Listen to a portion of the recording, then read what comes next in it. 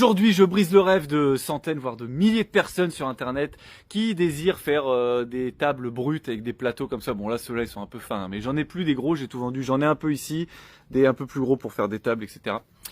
Ça marche pas comme ça. Je suis désolé de vous le dire. Des tables brutes de 1,50 m de diamètre, 2 mètres de diamètre, nickel, avec de l'époxy, avec des choux. C'est un travail extrêmement compliqué à réaliser et je vais vous expliquer pourquoi dans cette vidéo. Le bois étant une matière vivante, il est très compliqué déjà de la stabiliser. Ça veut dire que il y a plein de gens, vous m'achetez des plateaux plus ou moins frais parce que c'est beaucoup moins cher que les plateaux secs et il s'avère que vous n'allez jamais réussir à le stocker convenablement. Si vous n'êtes pas du métier ou si vous n'avez pas vraiment des connaissances techniques sur le sujet, parce qu'il faut du poids dessus, il faut le stocker à une température idéale, il faut pas qu'il y ait d'humidité, bon bref. Juste le poser dans son garage comme ça et attendre qu'il sèche, ça ne fonctionnera pas. Le poser en plein soleil, c'est encore pire. Dans une forêt, c'est pas terrible non plus. Bref, c'est assez compliqué de faire sécher du bois, c'est un métier. Et les séchoirs, etc.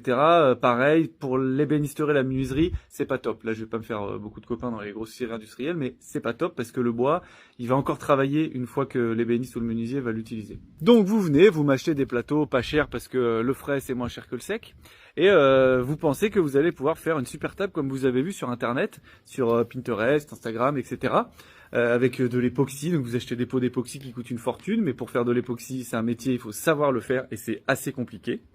Et donc vous vous retrouvez avec une table qui va tuiler, qui va pas être belle, 1,10 m de diamètre, il faut une raboteuse d'1,10 m de diamètre, à la main raboter, bon, alors, bref. Vous m'avez compris, c'est un travail technique, c'est un travail de menuisier ou d'ébéniste. C'est pas pour rien que les tables massives comme ça coûte des milliers d'euros, plusieurs milliers d'euros. Les menuisiers qui travaillent des plombs comme ça, ils vont venir récupérer des morceaux de bois à l'intérieur parce qu'ils vont coller, souvent contre-coller, etc. Donc ils vont venir débiter des morceaux de entre 10 et 17 cm, enfin des fois plus petits, ça dépend ce qu'ils veulent faire, mais ils vont jamais utiliser le plateau brut entier parce que ça va bouger. Vous vous rendez pas compte, le bois comme ça travaille entre le stockage à la scierie, puis le bois va aller à la menuiserie qui est pas à la même température, le bois va encore bouger. Le menuisier, lui, va essayer de le stabiliser à température ambiante. Mais chez vous, par exemple, vous passez un hiver et vous chauffez pas trop parce que c'est une résidence secondaire, par exemple, terminé. Vos plateaux vont bouger, vont gondoler dans tous les sens. Et pour maintenir un plateau de 5 cm d'épaisse sur 1,50 m pour pas qu'il tuile, il faut plus que des grosses barres d'acier. Je vous le dis. Conclusion. On ne peut pas s'improviser menuisier ou ébéniste et on ne peut pas faire réaliser avec 3 outils dans son garage les magnifiques tables qu'on peut voir en époxy de plus d'1 mètre de diamètre, etc. dans un seul morceau de bois.